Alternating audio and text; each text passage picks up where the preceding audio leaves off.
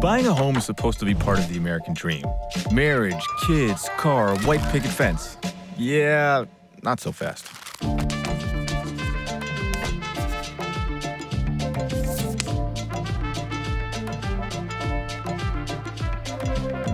Young Americans aren't buying houses the way they used to.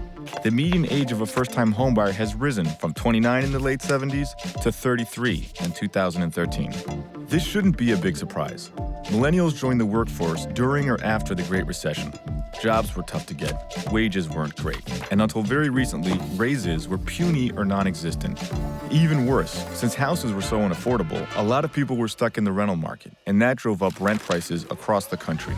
Renters that are forced to pay these high rental rates are unable to save, and therefore it gets to be much harder for them to make that transition into homeownership, which means they stay renters longer, which means the overall pool of renters continually increases, and therefore rents keep rising. And so it's a bit of this vicious cycle and very hard to break out of it and become a homeowner. So what do you do if you're stuck in a hamster wheel of low wages, high rent, and high housing prices?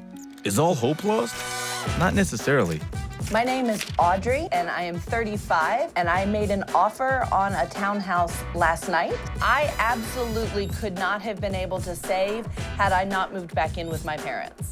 Living with parents or roommates in your 30s isn't ideal, but it could lower your cost of housing significantly, enable you to cut your debt load, and save money for a down payment. Which, by the way, doesn't have to be 20%. If you qualify for a government-insured FHA loan, you may only need to put 3.5% down. Based on median house prices in the US, that's about $8,000. And don't forget, you'll also need a few thousand more for closing costs. Even so, it's not impossible. Once it's time to start shopping for a house, you might have to swallow hard and consider something you thought you'd never do. Move to the burbs. And when you get there, you might find it's not so bad. We're seeing this shift of the urban area coming to the suburbs. Amenities are being mixed in. Areas are becoming much more walkable. We're seeing suburbs actually change to cater to some of these millennials. In other words, it's true. Buying a house is much harder than it used to be. But if it's your priority, you can probably find a way to make it happen.